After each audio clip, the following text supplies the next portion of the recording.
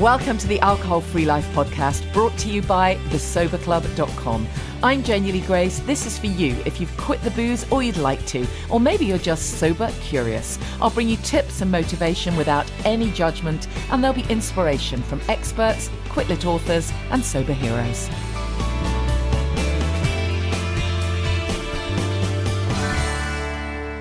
Hi and welcome to the podcast. Happy Easter if you're listening to this over the Easter weekend. It's always a tricky one, isn't it, when you've got the high days and the holidays of your early days in ditching the booze. You're probably having to be extra vigilant to make sure you do your prep. It's just super important to prep those occasions if you are going to meet family or if you're going to be going out and walking past the pub gardens with everyone looking as though they're having the most amazing, glamorous time. You don't see them the next morning, do you? Someone pointed out on social media recently that the alcohol companies never actually use their customers in their ads, do they? Certainly not the next day when they're worse for wear. But anyways, it can be a difficult time, I think, if you're early days. So just prep ahead. That's really the top tip. It was featured in an article in the South China Morning Post this week. It's a really good piece written by Lois, a journalist, about how you can, stick to the decision you've made and how you can avoid letting sober shamers overrule your decisions effectively. So I was featured in there alongside someone else's Ditch the Booze. And it was a really good piece. I think, the more we get this message out there, the better. The more we get the message of positive sobriety out there, it's all good as far as I'm concerned. But if you are struggling, you've heard me say it a million times before, reach out for help, because getting that sense of support and connection really, honestly, is the key. And of course, I would say that, wouldn't I? I run the Sober Club, but honestly, I've seen it so many times.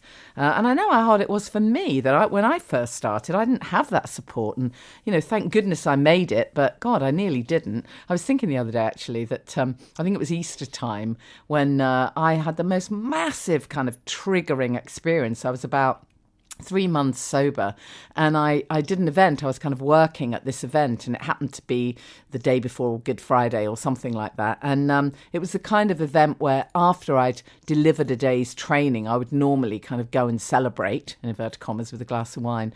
And my husband and one of my sons met me in central London. It's a beautiful sunny day. Everyone's in holiday mode and sort of heading down to the river for drinks. And oh my goodness, I remember just feeling this feeling come over me of like, what am I doing? Why am I depriving myself of this wonderful treat? Surely I can just have one. And it all came flooding back, all the old thoughts, all the old patterns, the old wine witch flying in.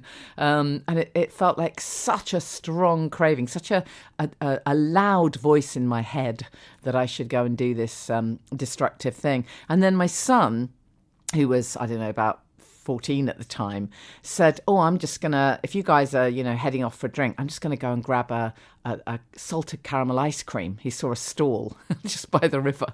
And I went over there with him.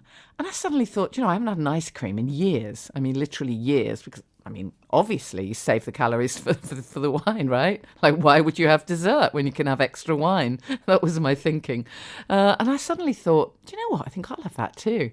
So I had this salted caramel ice cream. It totally hit the spot. It wasn't that I was craving alcohol. I just wanted a hit, some kind of dopamine hit. Now, don't get me wrong. I'm not trying to say, this is good, ladies and gentlemen, whatever you do, always have ice cream, always go for the sugar. Of course not. But in that moment, it did the trick. It actually saved me. I was saved by the salted caramel ice cream. Because after that, I certainly, got a grip and realised that I definitely didn't need to pour the alcohol in.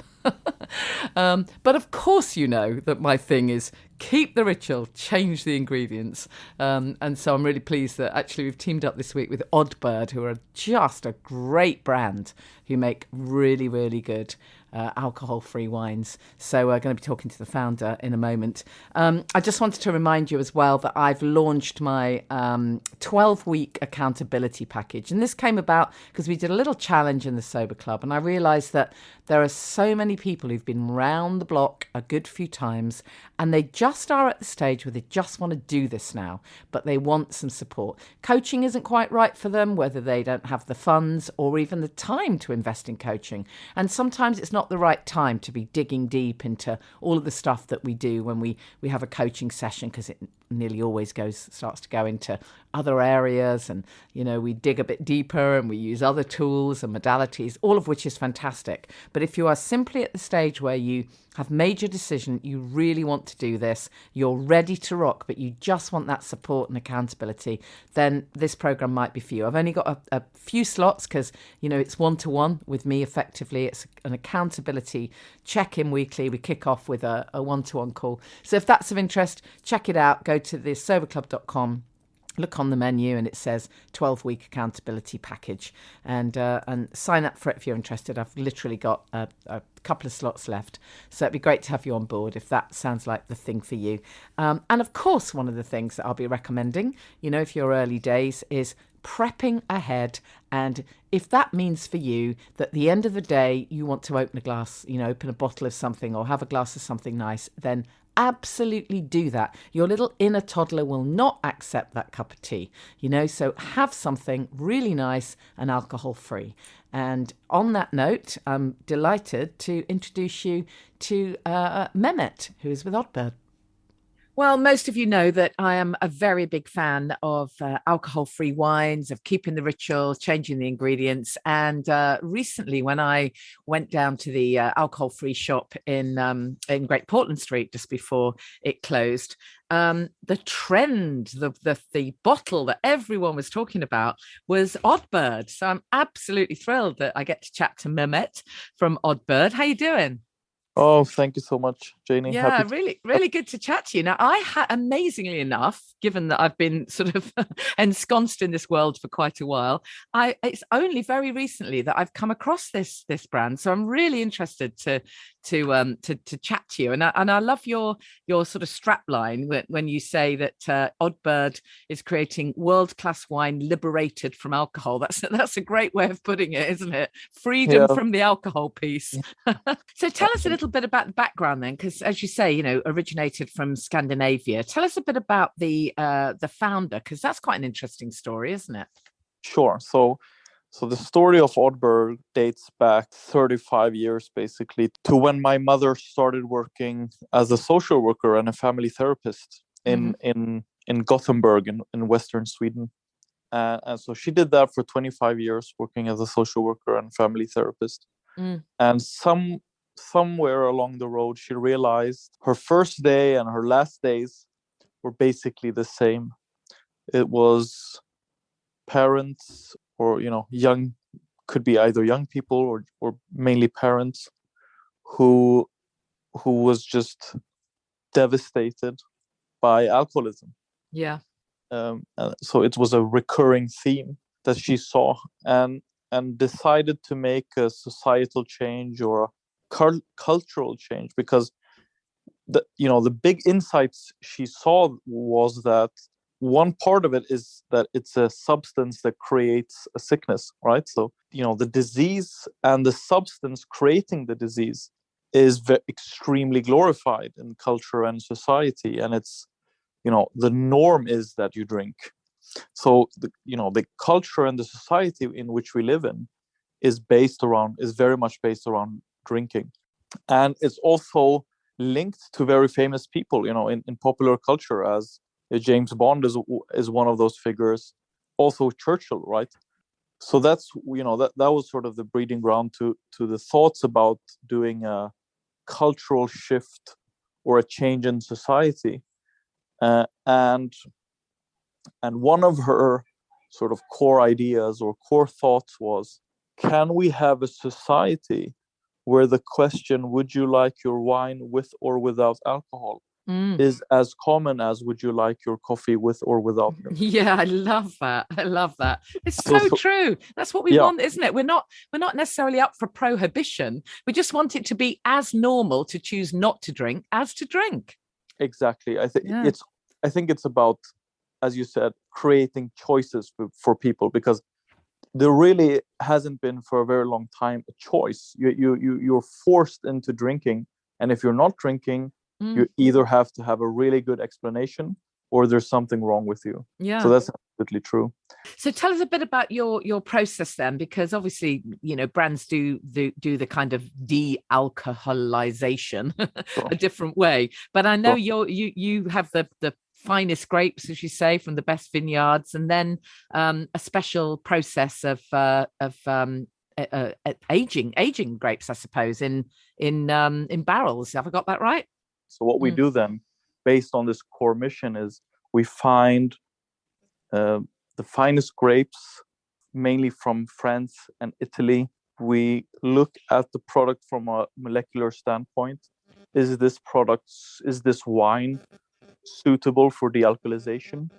So this is some sort of, I would say, secret that we have in-house, where we have, again, together with our partners, managed to be very, very precise on what we're looking for in terms of what wines are suitable for liberation.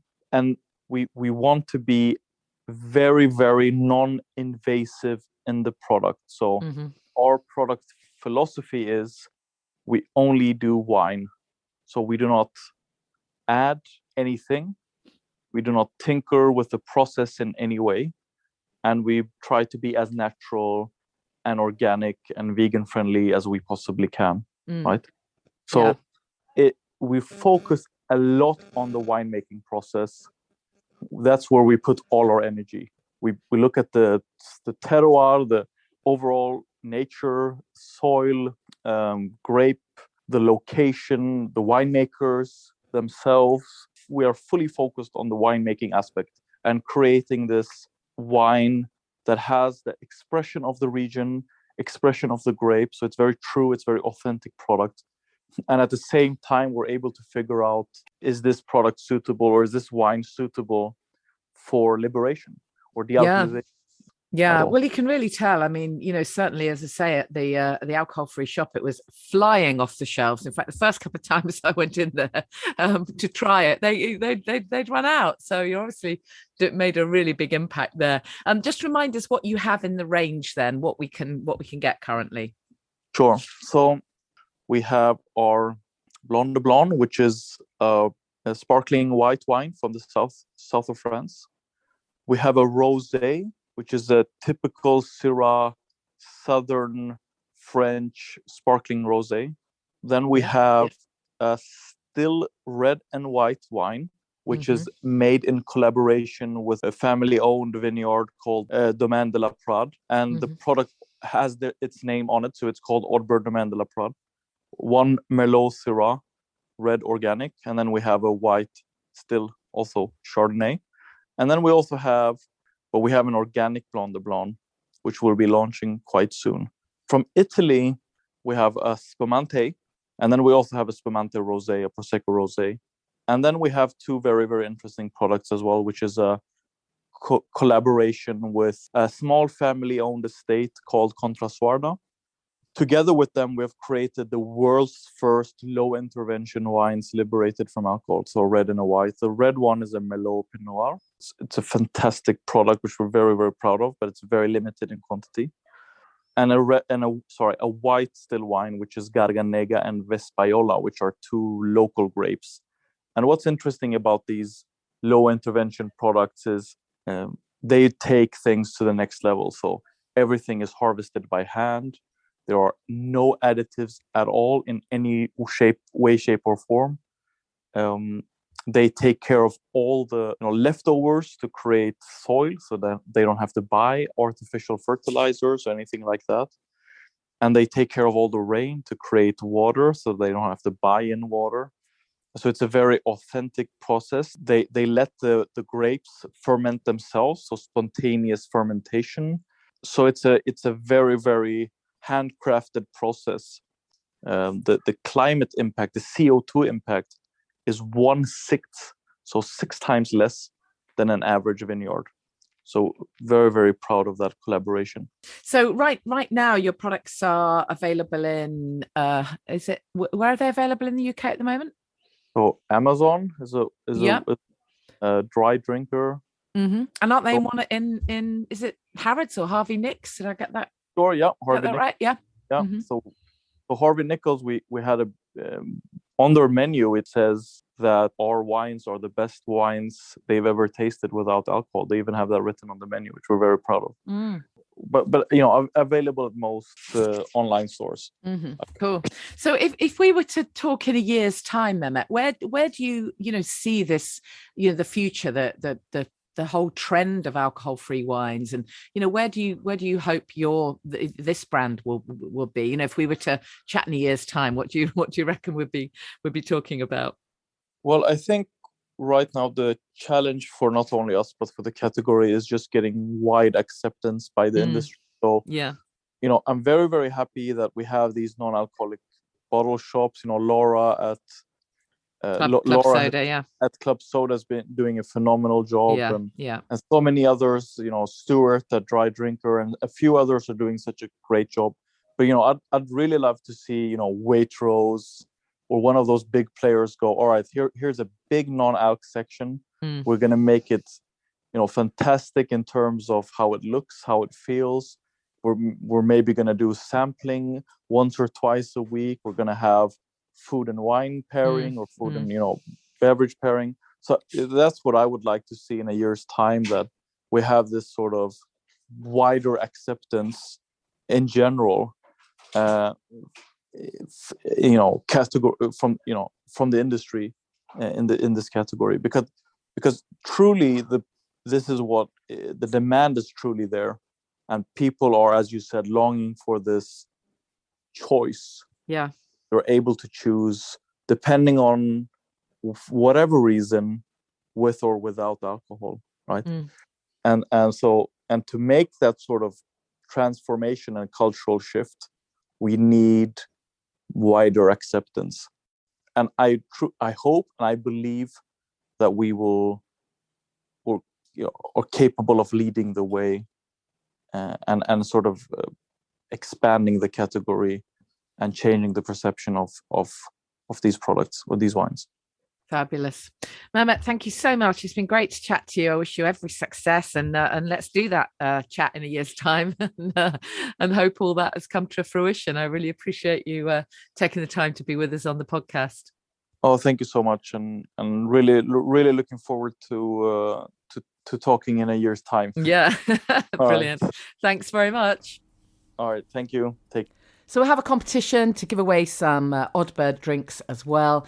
And while we're talking about keeping the ritual, changing the ingredients, don't forget, this really is the key, this prepping ahead piece that I mentioned before that interview. If you're going out somewhere, take your own drinks if you're not going to be able to get, if the Oddbird isn't yet in that bar, or, you're not able to access the drinks you want. Don't leave it to chance. Take it with you. Just absolutely take it with you. Just go and pimp your drink, or take your own and pay the corkage. The more places that come on board, the better. Of course, the Pink, PINQ, Pink London has opened now. So we're very lucky here in the South that it's the first alcohol-free bar and members club. I went to the press night the other night. It was great to see some old and new friends there. I bumped into Sober Dave and William Porter and a whole bunch of people. Andy Ramage was there. It's great to see Andy Ramage. And Matt, Better Life Guy, a whole bunch of Instagram influencers. And it's a really funky place. It's just a great opportunity to go somewhere that's like a real restaurant and have an alcohol-free drink. They've got some great mocktails on the menu, and they've also got cheesecake. Oh man, the cheesecake's amazing. And as I say, it's a private members club as well. So my plan is to host an event there. As soon as I can get my act together and get something booked, I'm going to do that. But I just wanted to let you know, if you hadn't heard about it yet, definitely worth giving them a follow on Instagram, and definitely worth checking it out. It's in Baker Street, Pink London, and I'm sure I'll see you there at some point. We'll definitely host an event. In terms of events, while I'm on that topic, May the 7th is Sober by the Sea in Southend. It's a low-key, very small Vision the New You Day. It's great fun. Very small number of people though, so there might be a space or two left. But check it out. Go to thesoberclub.com, click on events.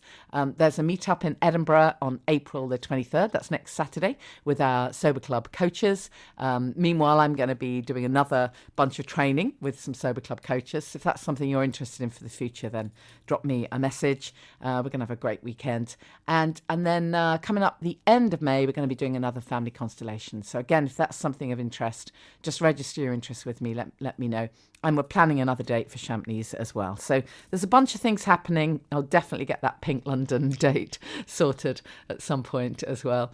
Anyways, as we've been talking about accountability, we've been talking about the importance of sticking to the decision you've made. I thought it would be really nice to hear from another Sober Club member about their journey and what have been the ups and the downs for them. So welcome, Karen.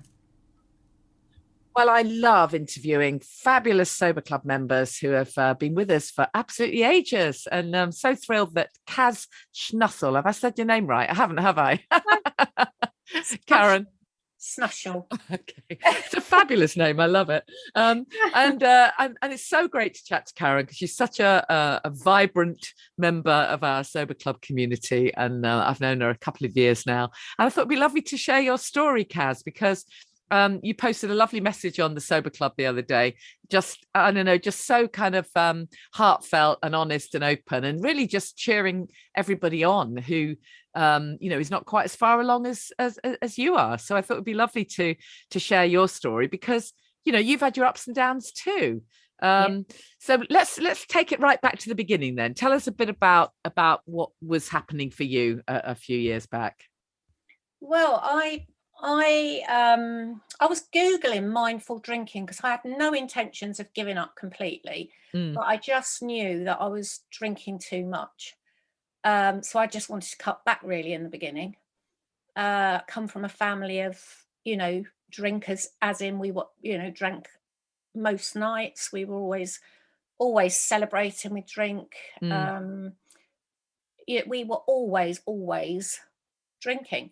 I worked in the bank from the age of 16, and it was a very boozy area to be in. Was it? That's interesting. I always find it fascinating, the different professions that people say, oh wow, this profession is amazingly boozy. I mean, I'm starting to think all professions are, but that's interesting because you'd have thought that perhaps people who work in banks are a bit more grown up, but clearly not. No, we had some well, I look back and say amazing, but maybe not so amazing. Great parties in the banking hall. And just before 9:30, we were busy clearing up bottles from the night before we opened. Really? Wow. Yeah. Oh, it was most Fridays we went out for lunch. He went down the bank, the manager, about 12 o'clock, and one by one we all followed. Wow. So yeah, it was quite a boozy place to be working at the time.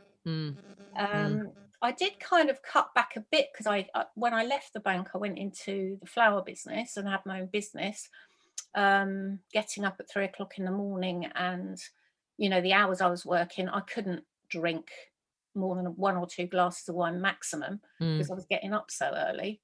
But I think once I had my son and the mummy drinking then started, we didn't go round to a friend's for a cup of tea while they were playing. We went round for a few glasses of wine. Yeah, absolutely. I remember those days well. That's quite often when it ramps up, isn't it? The expectation that if you're, dropping your child off for a play date, must be something slightly wrong with you if you're not wanting to drink.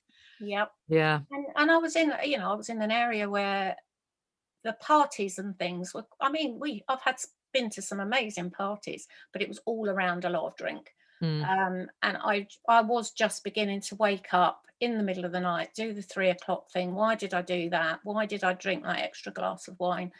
I don't think I ever really did anything awful. I certainly didn't hit rock bottom.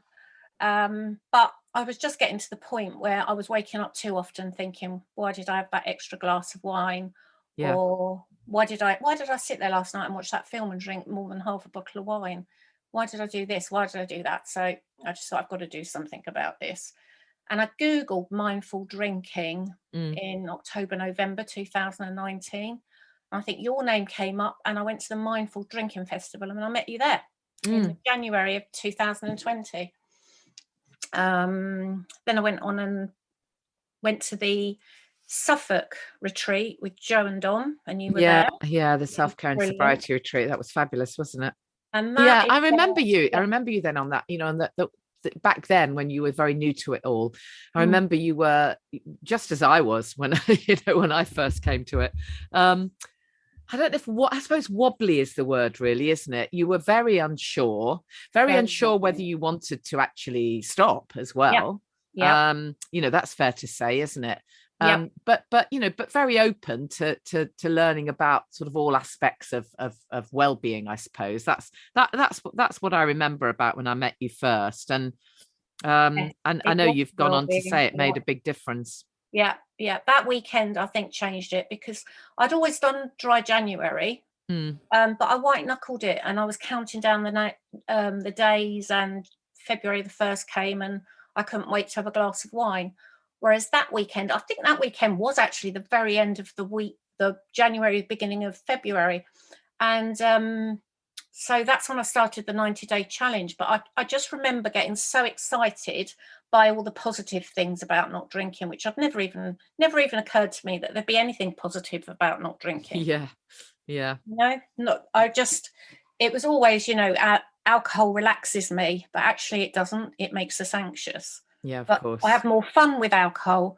No, it doesn't. You actually have more fun, and you remember it if you don't drink. Yeah. Alcohol makes me happy. Actually, it didn't. It made me a bit depressed. All the things that I thought alcohol did, it was actually the complete opposite it was doing. And I just suddenly got it. I think I just suddenly got it. And I also went home with the thought, I didn't have that thought in my head, which was, you can't drink ever again. I actually had to tell myself, actually, you can drink. If you want to drink, you can have a drink. But because of all these amazing positive things that I had written down and I was beginning to learn, I didn't want to. And I can still drink now. It's been nearly 2 years down the line, and I could still have a drink if I wanted one, but I don't want one. But I think that real kind of child in me, if I'd have been told I couldn't ever have a drink again. Yeah. I think we had a conversation, didn't we? One of the coaching sessions that we did together. I think that. Do you mind sharing about the fact that you feel free if you don't want to, but I remember back that we had a coaching session where you had a bit of a trip up. And it was actually your inner toddler, if I remember rightly. We said it literally, your inner toddler was having a little bit of a hissy fit and saying, "This isn't fair." Yeah. And I think I was on day 100, and on day 101, I remember thinking, "Sod it, I'm having a glass of wine or glass of champagne," I think it was. And I then decided I was going to be a mindful drinker, because I'm not going to. Yeah, it was the inner toddler having a strop. I'm going to be a mindful drinker. I'll drink in a couple of weeks' time because I'm going to a party. I'm going to drink next month because I'm going to another one. And I actually had 3 months of mindful drinking. And in 3 months, I went out 3 times and I did drink. But I found it so hard. I actually found it harder than not drinking, because I spent my whole time thinking about when I was going to drink, how much I was going to drink, who I was going to be with. And it was actually really hard work. It's exhausting, isn't it? Yeah. So I pushed the start button again on the 1st of July, 2020. But I did have those 3 months in between where I did have the 3 nights of drinking. But that first 6 months to me, I'm not going to, they're the most important months, the months where I did have those 3 nights of drinking and did the mindful drinking, because that's when I realised I don't want to. Really don't want to. So and it's been so much easier not drinking at all. Yeah, exactly. Just share some of the benefits that you found then, the things that have changed for you over this period, because it's been, what is it now then, 2 years, 2 and a bit years. I'm 20. It's 22 months when I pushed that re-switch. Brilliant. So tell us how your life has changed, because I think you are one of these examples of someone who, didn't necessarily have it all easy, to say the least. There's been some ups and downs, but your life is so completely different to what it was a couple of years ago. It's really, it's so inspiring. Yeah, I was going through and had been going through, this situation, my own relationship, and just not drinking gave me the strength and the courage to do something about it. But it also really, really helped me do it in the nicest, kindest possible way I could. And I am proud of the fact that we've separated in an amicable way. The old me would have just literally thrown a fit every time we had an argument. Yeah, absolutely. I think that's to be able to do something like that, a really massive life thing, like split up with a long-term partner, to be able to do that with compassion and kindness, and keep it out of the courtroom and out of the wildly expensive lawyers. I mean, that's a gift, isn't it? And you're absolutely right. To do that in a grown-up way is, I think, probably very difficult when you're drinking. Really difficult. That's a big thing that I am proud of, the fact that we did it together with one solicitor and didn't give all these, as you say, we didn't give the courtroom money. Fantastic. That's something to really be proud of. Oh, tough as it would have been, that kind of thing is never easy, right? And again, I think people are very quick to kind of expect that once you stop drinking, that means everything in your life will be perfect. In some ways, the opposite is true, because it may be that you've been in denial for so long that when you actually stop drinking, I'm afraid, some shit does hit the fan, literally, because it's time to look at it. You actually have to start looking at the difficult stuff. The good news is you are more resilient and, as you say, kind, compassionate to be able to deal with it. But we can't kind of have, just those kind of rose-colored specs and think that just because we're not drinking, everything will from then on in be perfect. No, exactly. I mean, I remember I feel like I remember writing it in one of the posts. I think I was literally on going the Sober Club, and going through all the, taking back all those different layers. And I just remember one day sitting there sobbing, thinking, I'm literally a pip. I've taken all the layers right down to nothing. I've just got to start again. And but I just feel like I've just got so much stronger. Every day is just, and the hours in the day. I can't believe that I'm up at 7 and at 11. I have to tell myself I've got to go to bed because I'm not tired. I've not fallen asleep in front of the TV or reading a book. Yeah. And you also fulfilled your lifelong dream of moving to Cornwall. I hope you don't mind me sharing that. I'm so jealous. I'm beyond jealous. Every time we have a Sober Club Zoom meeting, there you are in Cornwall. It's so not fair. I know. But I mean, who does that? Who actually does that? Not enough people, if truth be told. People literally kind of talk about, oh, I'd love to do that. Well, if not now, when? And of course, we don't all mean it. We talk about it, and we say we want a cottage by the sea or whatever. But when you really do want that, then you can take action. Once you've actually got free from the alcohol trap, it frees you up to do the things that you really actually want to do. Exactly. And I mean, we've all, most of us have got cars and there's transport. And so I still get back to see my friends, but I am really where I really want to be now. And I can actually honestly say that I am happy. Yeah, brilliant. And I know it was also very important for you, we talked about children and for your son to be that kind of role model, to be present for your son as a young man. Yes, that is, I know we've said that before, but that is my big regret that I didn't do it, 10 well, years me ago. Me too. But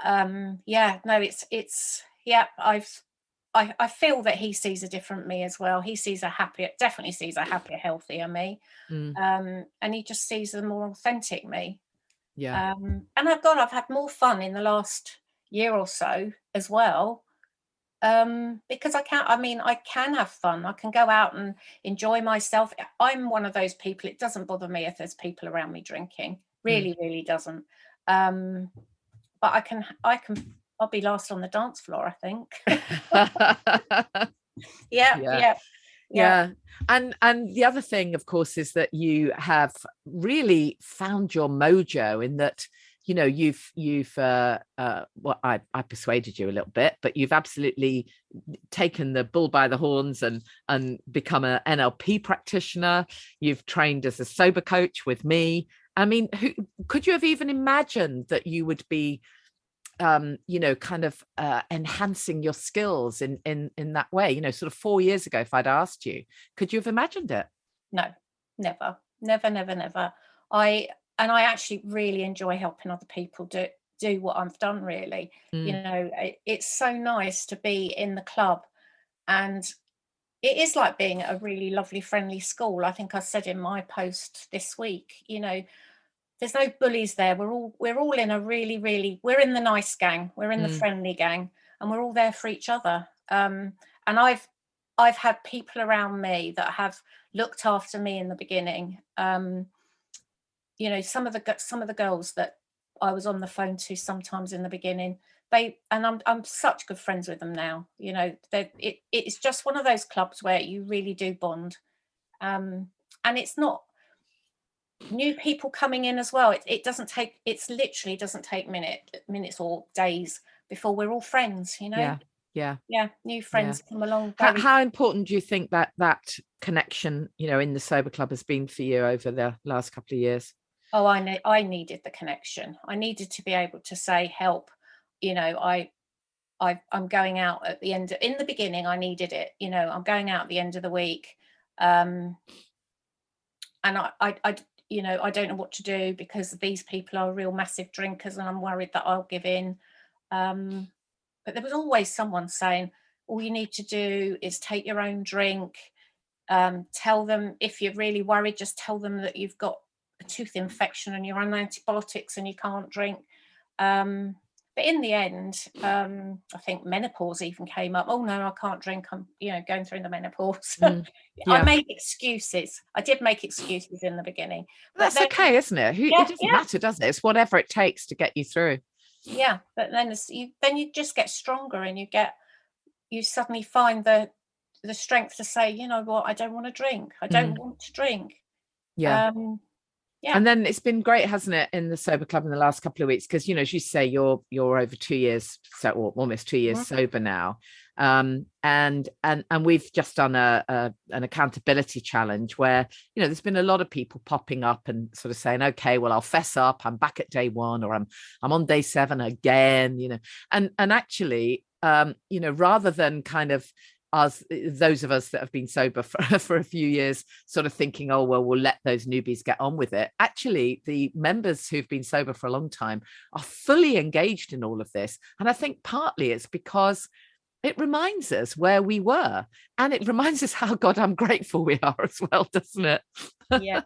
And you have to kind of just keep reminding everybody that you've just got to be so super kind to yourself in the early days, because it's not easy, and you can't be ashamed of all the slip-ups. You know, some people feel ashamed, and you can't feel ashamed because you're on there, you're on that journey with us. So you've just got to be really, really super kind to yourself in the early weeks. Yeah. You actually you said that lovely phrase, didn't you? What was it you said in one of your sober club posts?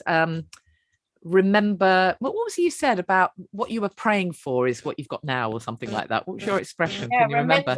Remember, you were praying for what you have now. Yeah, you were always praying for what you've actually got now. That is so true. I remember back, and that's exactly what I used to pray for.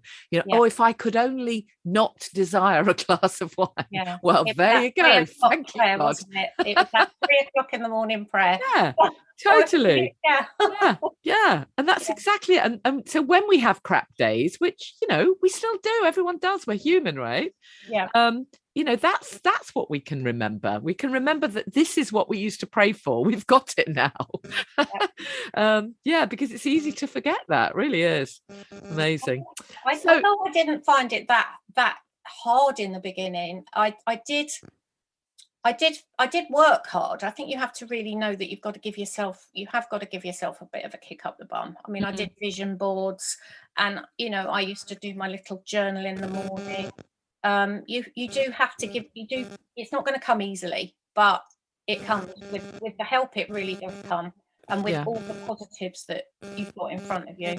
Yeah, I mean, as we've said, so much has changed for you. You know, you've obviously, there are obviously practical things in your life that's changed, you know, in terms of relationship, in terms of moving home, in terms of the incredible skills you've added to your toolkit, you know, so a whole new career is there waiting for you if you so choose. But also, you know, you must feel that you've really grown as a person, that you've really I suppose really I mean just big yourself up for a moment, Karen. Go on, just tell us what's changed about you personally for the better.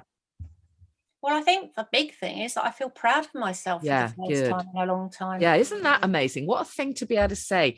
Not enough of us say that. We don't feel that way, do we? No. I always had that voice in my head telling me off.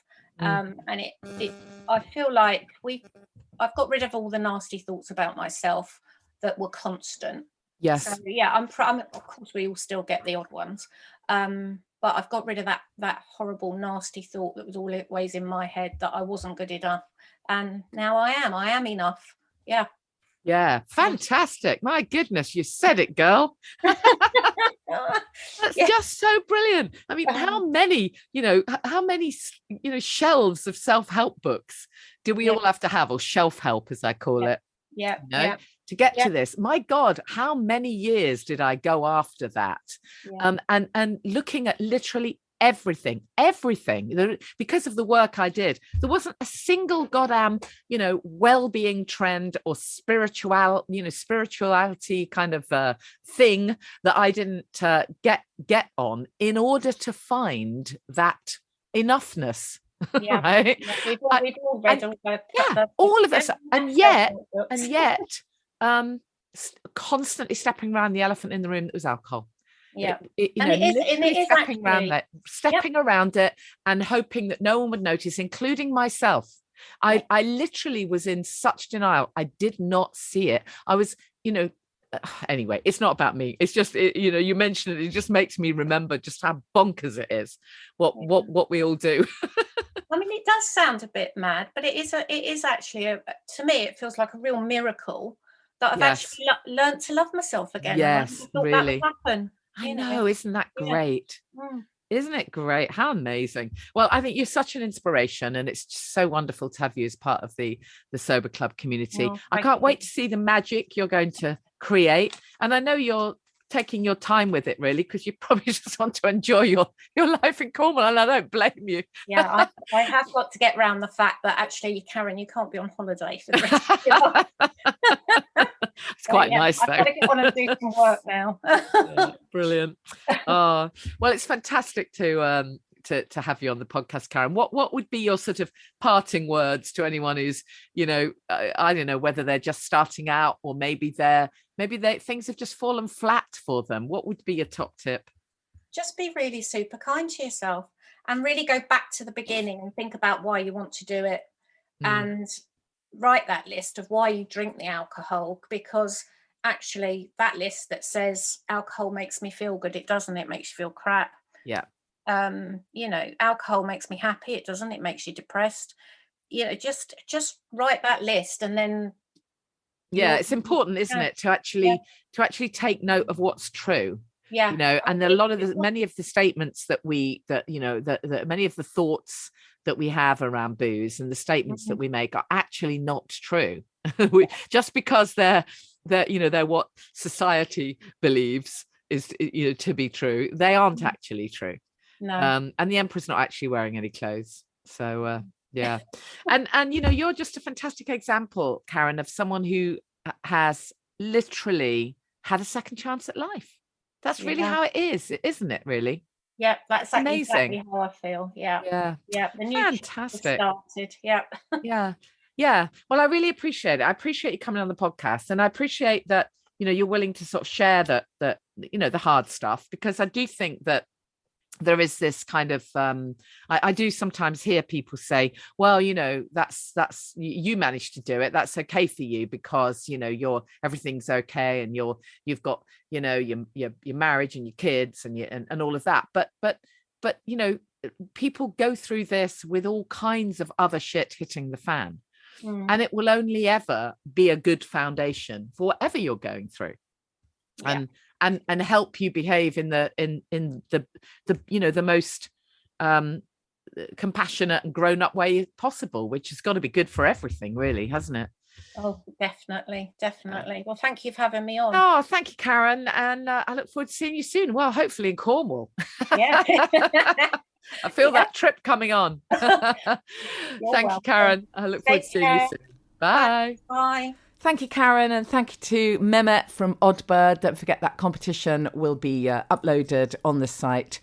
Check out the 12-week one-to-one accountability package if that's of interest, and any of the events I've mentioned.